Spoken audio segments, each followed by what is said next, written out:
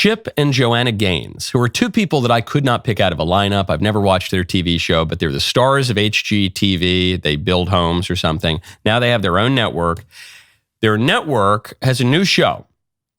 And on this show, they're having people live like homesteaders from 150 years ago.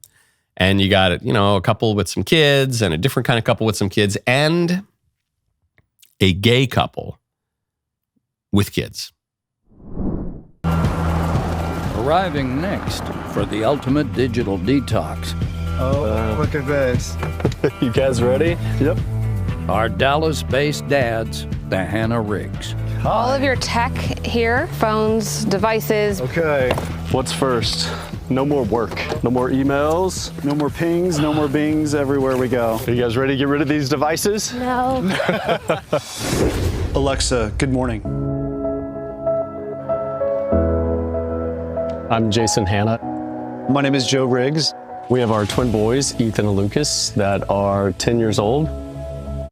Okay. So you look at these guys, they look kind of put together. They look like, they're not the ones dancing around at the Pride Parade. They're well dressed. They have their ThinkPad. They do work, whatever. They're not the kind of people who would abuse children. First of all, putting a child on reality TV is child abuse. Plenty of heterosexuals have done it too, but that's very bad. Second question, why is it that two of the most prominent public Christians in popular TV are promoting this?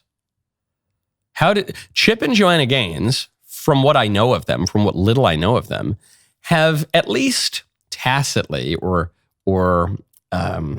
somewhat reservedly defended marriage over the years, have resisted calls from the cancel mob to demand that everyone support gay marriage and all the rest of it. This was an issue that actually stuck to them. And now their production company, their network is releasing this show promoting so-called gay marriage and gay adoption, as if to say little boys don't need their mothers.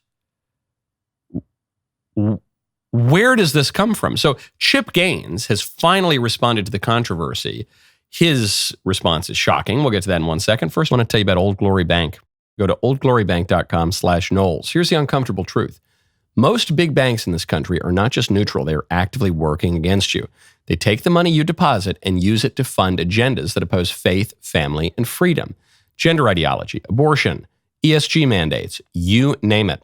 You are unwittingly helping them to do it. That is why I was so happy when I was first invited to open an account at Old Glory Bank. Because first of all, I'd actually hated my bank for a long time, the bank that I had been using. That's just an awful bank. But then it seems like most of the banks these days are just working against what you believe. So why would you give them all your money so that they can use that money to fight against what you want? Old Glory Bank doesn't do that. Old Glory Bank is on the team, man. This is an FDIC insured bank built by people who fear God, love this country, and still believe in right and wrong.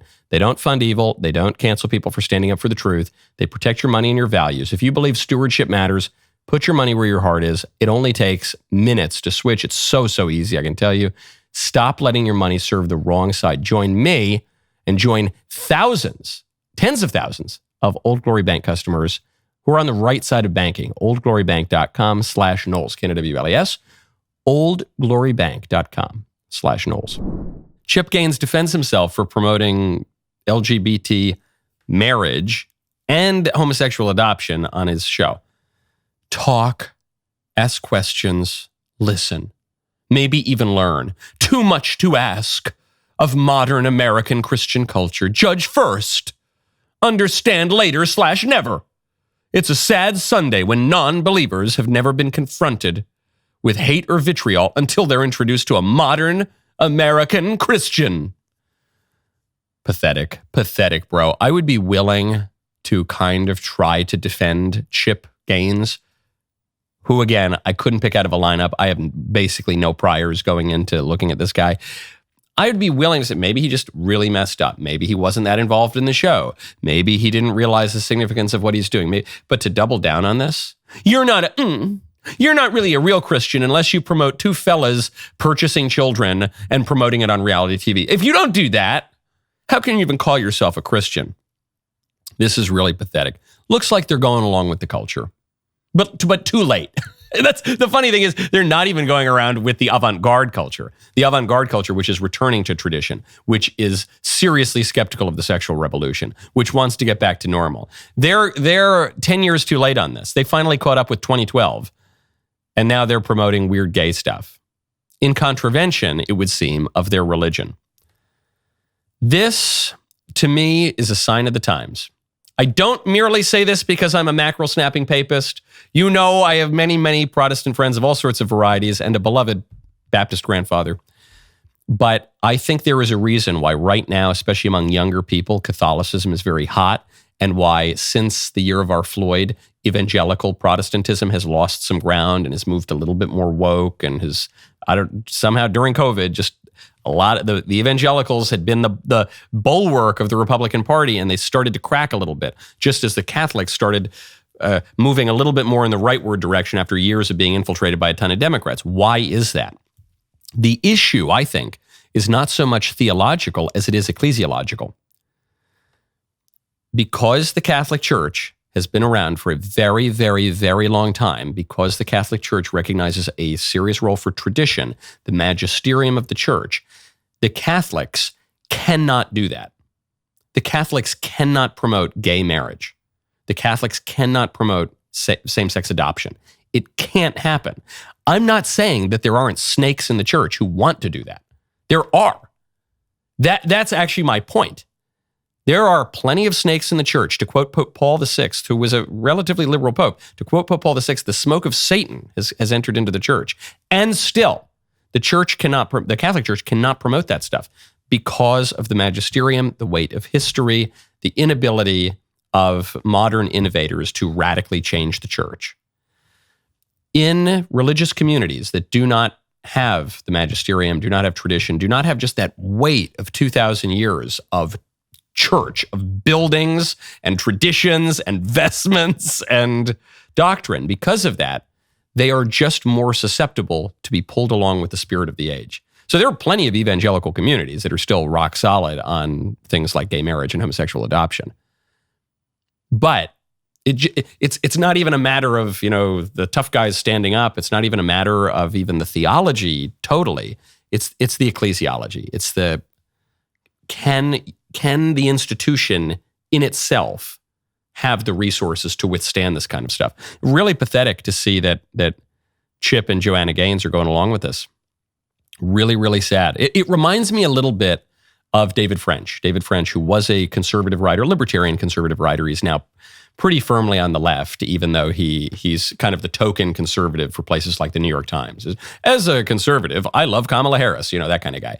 And this all started because David French, I think evangelical, debating a Catholic, Sohrab Ahmari.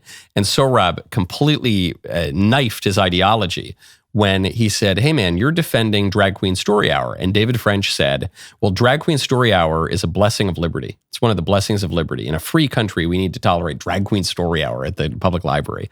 And it ended him.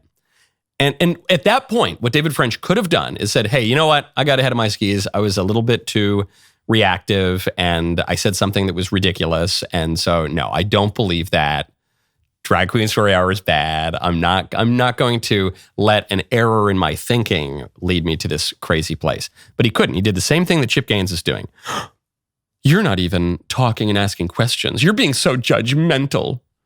You don't even think that a wholesome evangelical conservative show should promote two fellas buying kids? How judgy. How judgy.